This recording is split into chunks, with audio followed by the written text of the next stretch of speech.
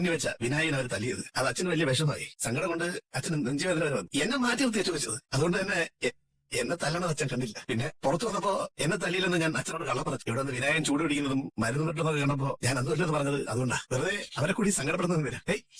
എടി കരയാനൊന്നും ഇല്ലടി. ഇച്ചിരി വാമ മറ്റം പറ്റിയ ഇത് മാറിക്കോളും. പിന്നെ ഈ ലാത്തിയോട്ടുള്ള അടിയല്ലേ, അതായി ചുവന്ന പാറ. കരയല്ലേ കരയിലടി, എനിക്ക് വേദനയൊന്നുമില്ല. കരയല്ലേ, എനിക്ക് വേദനയില്ലടി, കരയാതെ. നിങ്ങൾ ഉറങ്ങിയോ? പിന്നെ എന്തുവാടി ഒന്ന് എണീറ്റിരുന്നേ.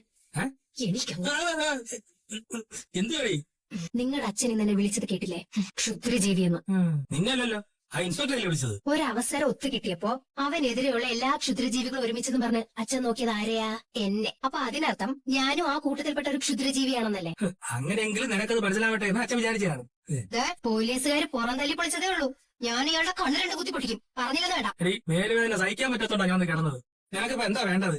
നിങ്ങളുടെ അച്ഛൻ ഒരു ഗുണ്ടയായി മാറിയോ എന്ന് എനിക്കറിയാം. ഇത്രയധികം തല്ല് നിങ്ങൾക്ക് കിട്ടാൻ കാരണം അവരൊറ്റടുത്തല്ലേ? എന്നിട്ട് തല്ല് വാങ്ങിയ നിങ്ങളെക്കാൾ ഒളിവിലിരിക്കുന്ന അവനോടാണല്ലോ ഇപ്പൊ നിങ്ങൾ അച്ഛന് കൂറ്. ഇനി അവനെങ്ങാനും തിരിച്ചു വന്ന രണ്ടുപേരും ഒരുമിച്ച് അരിയോ കൊട്ടേഷൻ എടുക്കാൻ പോകുന്നതെന്ന് എനിക്കത് അറിയണം. എടി അത് ഇത്രയും കാലം അവനോട് അച്ഛൻ അകലം പാലിച്ചെടുക്കാൻ കാരണം ഞാനായിരുന്നല്ലോ. അതായിരിക്കും പണ്ട് നടന്നതെല്ലാം നിങ്ങൾ തുറന്ന് സമ്മതിച്ചോണ്ടല്ലേ ഈ ആട്ടുതുപ്പം കേൾക്കേണ്ടി വരുന്നത്. തെറ്റ് എനിക്കും പറ്റിയിട്ടുണ്ടല്ലോ നന്ദിനി. അതാദ്യമേ എന്നോട് ഏറ്റി പറയണമായിരുന്നു. അങ്ങനെയാണെങ്കിൽ ഇടയ്ക്കിടയ്ക്കുള്ള ഈ കുത്തുവാക്കം കേട്ട് ഇവിടെ കഴിയണ്ടായിരുന്നു. നന്ദിനി, ഒരിക്കലും ഈ വീട്ടിൽ നിന്ന് പറഞ്ഞു വിട്ടതാ നമ്മളെ. കരഞ്ഞ് കാല് പിടിച്ചിട്ടാ തിരിച്ചു കയറിയത്. നീയായിട്ട് അവസ്ഥയിലേക്ക് വീണ്ടും കൊണ്ടെത്തിക്കരുത് പ്ലീസ്. നിങ്ങളോടൊന്നും പറഞ്ഞിട്ട് ഒരു കാര്യമില്ല. ഇത് പറയേണ്ടത് ആരോടാണെന്ന് എനിക്കറിയാം. നീ ആരെടി വിളിക്കാൻ വന്നത്? പതിവില്ലാതെ നന്ദിനി എടുത്തിയാണല്ലോ. ഹലോ നന്ദിനി എടുത്തി. എടി, നീയും നിന്റെ ഗുണ്ടാ ഭർത്താവ് വിക്രം കൂടി കാണിച്ചു കൊടുക്കുന്ന കാര്യങ്ങൾക്കൊക്കെ അനുഭവിക്കുന്നതേ എന്റെ ഭർത്താവ് ഈ കുടുംബത്തിലുള്ളവരാ.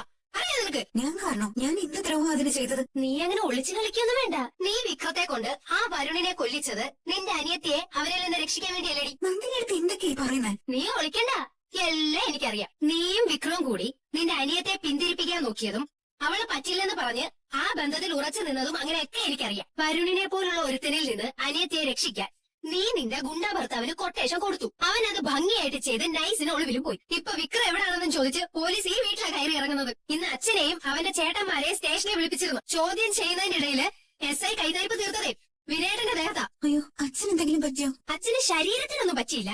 പക്ഷെ ഇപ്പോഴേ ഈ ധർമ്മവും നീതിയും ഒക്കെ ഉപേക്ഷിച്ച് കൊട്ടേഷൻ പണിക്കിറങ്ങുന്ന മട്ടായിട്ടുണ്ട്. വേണ്ട, മേലിൽ ഈ വിഷയത്തിന്റെ പേരും പറഞ്ഞ് പോലീസ് ഈ വീട്ടിൽ കയറരുത്. ഞാൻ ദർശനെ കൊണ്ട് വിളിപ്പിച്ചിരുന്നു നന്ദിനി എടുത്തി. പക്ഷെ ഒരു ദേഹോപദ്രവം ഏൽപ്പിക്കുമെന്ന് ഞാൻ കരുതിയില്ല. അടി കിട്ടാനുള്ള ഒരു ഇഞ്ച് സ്ഥലം ഇനി വിനേട്ടന്റെ ശരീരത്തില്ല. ചേട്ടനൊന്ന് ഫോൺ കൊടുക്കൂ. നിന്റെ ആശ്വസിപ്പിക്കലൂടെ താങ്ങാനുള്ള ശേഷി ഇനി വിനേട്ടനില്ല. അതുകൊണ്ട് നീ വക്കീലിനോടോ നിന്റെ അച്ഛൻ ജഡ്ജിയോടോ ഏത് കോമ്പത്താളോട് പറഞ്ഞിട്ടാണെങ്കിലും ശരി ഇത് നിർത്തി തരണം. ഇനി മേലിൽ എന്റെ ഭർത്താവ് ഇതിന്റെ പേരിൽ ഒരു അടി കൊള്ളരുത്. പറഞ്ഞില്ലെന്ന് വേണ്ട. എങ്ങനെയുണ്ട്? ഇത്രയും പോലെ വേണ്ടായിരുന്നു. നീ കാര്യങ്ങൾ അനാവശ്യമായി കോംപ്ലിക്കേറ്റ് ആക്കരുത്. എടി വരുണിനെ കൊന്നത് വിക്രമാണെന്ന് നിനക്കാനറിയാം. ഈ കീചകൻ ചത്തപ്പോ കൊന്നത് ഭീമനാണെന്ന് എങ്ങനെയാ കൗരവര് മനസ്സിലാക്കിയത്? അത്രേ ഉള്ളൂ ഇതും. ഇനി അവള് നോക്കട്ടെ കാര്യങ്ങൾ. പുറമേതനക്കാരൻ അങ്ങോട്ട് മാറിക്കിടക്ക്. എനിക്ക് ഉറങ്ങണം. നീ ഹലോ പറയ്, നിങ്ങൾ റെഡിയായോ? നീ സമയം പറഞ്ഞാ മതി. വിക്രം എവിടെ? എന്തടിച്ചിരിക്കുന്നേ? ഞാൻ ആ ട്രെൻഡിങ് റീൽ ഓർത്തുപോയി. ഏത്? വിക്രം നീ എവിടെയാ? വിക്രം എവിടെയാ? തമാശ പറയാതെ നീ ഫോൺ വിക്രമിന് കൊടുത്തേ. ആവാമേ. ഹലോ, റെഡിയായോ? 12 മണി കഴിയുമ്പോ എത്തിയാ മതി. CCTV ഞാൻ ഡിസ്കണക്ട് ചെയ്ത് വെച്ചിട്ടുണ്ട്. ഗേറ്റ് പാതി തുറന്നു കിടപ്പുണ്ടാവും. പുറത്തെത്തിയാ എനിക്കൊരു റിങ് തരണം. മെയിൻ സ്വിച്ച് ഞാൻ ഓഫ് ചെയ്യും. അകത്തെ മുറികളിലെ ഫാൻ മാത്രമേ ഇൻവെർട്ടറിൽ വർക്ക് ചെയ്യൂ. നേരെ കയറി വന്നാ മതി. ഞാൻ മുകളിലുണ്ടാവും. എന്തേ നിനക്കിത് കൂടുതൽ റിസ്ക് ആവോ? ഈ റിസ്ക് നമ്മളിപ്പോ ഒരുമിച്ചെടുത്തേ പറ്റും വിക്രം. ഇപ്പൊ തന്നെ കാര്യങ്ങൾ ആകെ പ്രശ്നമായി കഴിഞ്ഞു. അച്ഛനെയും ചേട്ടന്മാരെയും ആ ഇൻസ്പെക്ടർ സാബു സ്റ്റേഷനിലേക്ക് വിളിപ്പിച്ചിട്ടുണ്ടായിരുന്നു. തല്ലി ചതച്ചെന്നാ നന്ദിനിയെടുത്ത് വിളിച്ചു പറഞ്ഞത്. അച്ഛനെയോ? അയാളുടെ സ്വഭാവം അറിയാലോ. വിക്രമിനെ കിട്ടാതെ വിരളി പിടിച്ച് നടക്കായിരിക്കും. തൽക്കാലം വിക്രം അയാളുടെ കയ്യിൽ പെടാതെ നിൽക്കണം. നിയമപരമായി എന്താ ചെയ്യാൻ പറ്റുകയെന്ന് നമുക്ക് ആലോചിക്കാം. എന്നെ നന്ദിനിയെടുത്തിയാ വിളിച്ചത്. ആള് പറയുമ്പോ അറിയാലോ, അല്പം കൂട്ടിയേ പറയൂ. നാളെ നമുക്ക് അന്വേഷിക്കാം. എന്തായാലും വീട്ടിൽ തിരിച്ചെത്തിയിട്ടുണ്ട്. വിക്രം എന്താ ഒന്നും പറയാത്ത? ഒന്നുമില്ല, ഞാനിവിടെ എത്തിയിട്ട് വിളിക്കും. പേടിക്കണ്ട, അച്ഛൻ അങ്ങനെ കുഴപ്പമൊന്നും ഉണ്ടാവില്ല. ഉണ്ടെങ്കിൽ അത് നന്ദിനിയെടുത്ത് പറഞ്ഞേനെ. ഞാൻ കാരണം അച്ഛൻ അങ്ങനൊന്നും ആലോചിക്കണ്ട. തൽക്കാലം ഇങ്ങോട്ട് എത്താൻ നോക്ക്. ശരി. സൂക്ഷിച്ച്. സംസാരം കഴിഞ്ഞോ? 12 മണി കഴിഞ്ഞ് അവിടെ എത്തിയാ മതി. എന്നാ പോയി കിടന്നോ, ഞാൻ വിളിച്ചോളാം. എനിക്ക് കാറിന്റെ കീയും തരുമോ? എന്തിനാ? അവിടേക്ക് പോകുന്നതിന് മുമ്പ് എനിക്കൊരു കാര്യം കൂടി ചെയ്യാനുണ്ട്. എന്ത് കാര്യ?